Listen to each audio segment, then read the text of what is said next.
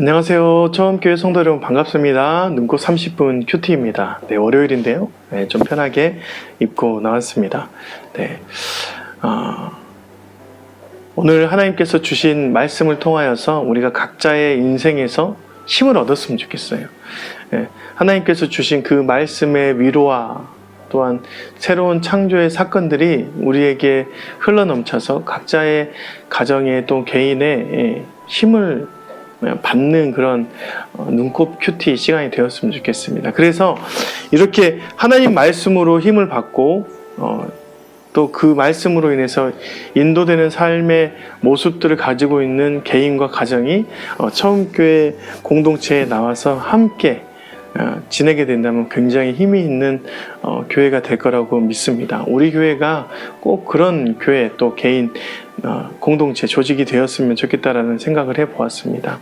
오늘 말씀 함께 나눌 텐데요. 오늘 말씀은 시편 41편 말씀입니다. 베드로후서를 지나고 어제부터 이제 주일부터 시편의 말씀을 함께 나눴는데요. 네, 오늘 말씀도 다윗의 시편의 말씀입니다. 41편 1절부터 13절 말씀이에요. 오늘 말씀 1절에 보니까 이렇게 나와 있어요. 가난한 자를 보살피는 자에게 복이 있으며 재앙의 날에 여호와께서 그를 건지시리로다. 여호와께서 그를 지키사 살게 하시리니 그가 이 세상에서 복을 받을 것이라. 주여 그를 그 원수들의 뜻에 맡기지 마소서라고 나와 있습니다. 네, 가난한 사람들을 살피는 자에게 복이 있다라는 것이죠. 예전에 재정의 상황을 보면, 재정 자원의 상황을 보면 한계적이었습니다. 어떤 나라의 재정이 예를 들어서 100만 원이면 100만 원 안에서 사람들이 다 나눠서 쓴단 말이죠. 그런데 내가 더 많이 벌고 내가 더 많이 차지하기 위해서는 다른 사람의 것을 차지해야 되는 그런 재정 자원이 있는 것입니다. 어떤 것을 생산적으로 만들어낼 수 있는 그런 시스템이 아니었죠. 그래서 가난한 자를 살펴본다는 것, 가난한 자에게 무언가를 희생한다는 것은 실은 자신이 가난해질 수 있다는 것입니다. 자신이 피해볼 수 있다는 것이죠. 그럼에도 불구하고 그 가난한 사람에게 관심을 갖고 살피는 자에게 주님께서 복이 있다라고 했어요. 여러분, 그때 상황에서 가난한 자를 살피는 것 자체는 실은 의미 없는 일이었습니다. 사람들은 그 일들을 의미 없이 생각해서 아무도 하지 않은 상태인 것이죠.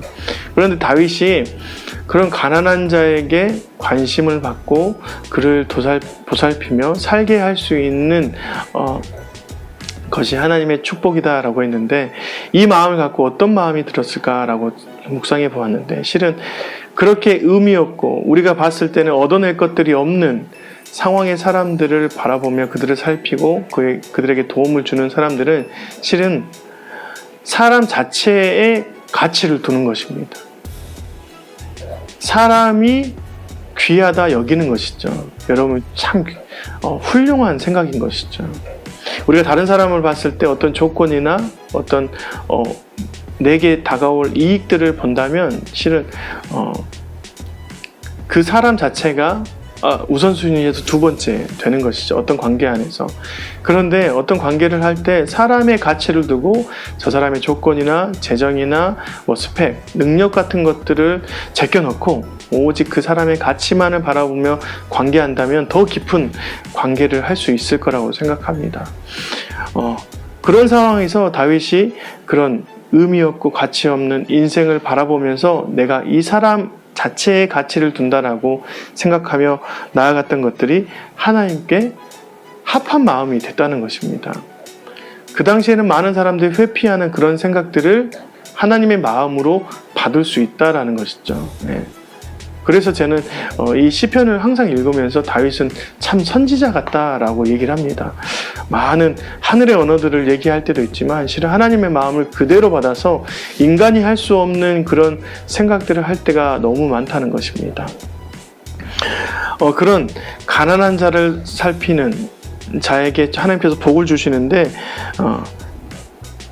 오늘 2절 말씀에서 보니까 주여 그를 그 원수들의 뜻에 맡기지 마소서. 네. 이때 말하는 원수는 그런 상황을 멀리하고 회피하는 사람들을 말하는 것이죠. 네. 함께 다른 사람의 것을 차지하고 빼앗는 그런 삶을 살아가는 사람들의 모습을 본 겁니다. 그래서 3절에 보니까 여호와께서 그를 병상에서 붙드시고 그를 누웠을 때마다 그의 병을 고쳐주시나이다. 이렇게 나와 있어요. 또 5절에 보니까 나의 원수가 내게 대하여 악담하기를 그가 어느 때에 나 죽고 그의 이름이 언제나 없어질까 하며 나를 보러 와서는 거짓말하고 그의 중심에 악을 쌓았다가 나가서 이를 널리 선포하오며 이렇게 나와 있습니다. 그런 사람들을 바라보는 눈빛이 있는 것이죠. 가난한 사람을 살피고 사람의 가치를 두는 그 옆에 악인들, 원수들은 그런 사람들의 눈이 있다는 것입니다. 그런 사람들을 눈에 이런 선한 행동을 하는 사람, 하나님의 마음을 삶으로 살아내는 사람들의 모습 안에서 복을 주신다라고 얘기를 하는 것입니다. 가만히 하나님께서 두지 않는다라고 하는 것이죠. 하나님께서 영광 받으시고 이끌어 주시는 그런 삶을 눈으로 보게 하신다라고 얘기를 합니다.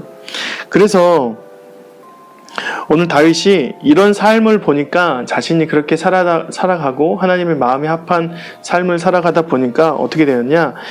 11절에 내 원수가 나를 이기지 못하오니 주께서 나를 기뻐하시는 줄을 내가 알았나이다 했습니다. 도저히 세상의 가치로 보면 그런 삶을 남의 것을 빼앗고 남의 것을 차지하는 것이 훨씬 더 좋을 거라고 생각했는데 그런 원수들의 눈을 하나님의 법칙에서 완전히 뒤엎게 만든다라고 얘기를 하는 것이죠.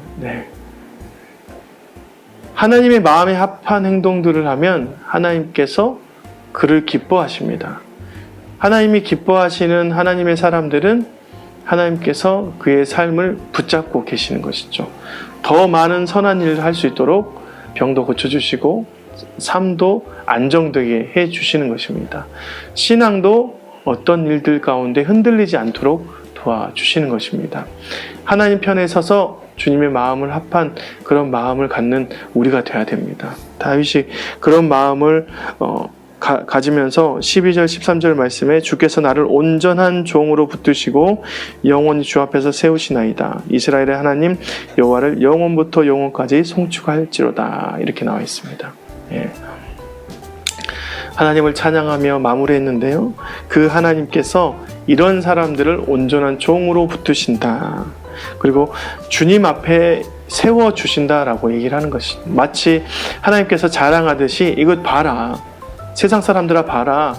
이런 사람도 있다. 이것이 바로 내 사람이다. 내 백성이다. 내 백성이 해야 될 삶이다. 선행이다 라고 얘기를 하는 것이죠. 오늘도 하루가 시작되었는데요. 코로나의 위협에서 여러분들 주변에 많은 가난한 자들이 생겨나고 어려운 사람들이 생겨나는 가운데 있습니다. 그런 가운데서도 주님을 붙잡고 주님 안에서 언제나 선한 일을 행하는 저와 여러분이 되시길 바랍니다. 오늘도 눈곱 30분 함께해서 너무 귀합니다. 항상 이 말씀으로 강건해지는 저와 여러분이 되시길 주님의 이름으로 축복드립니다. 감사합니다.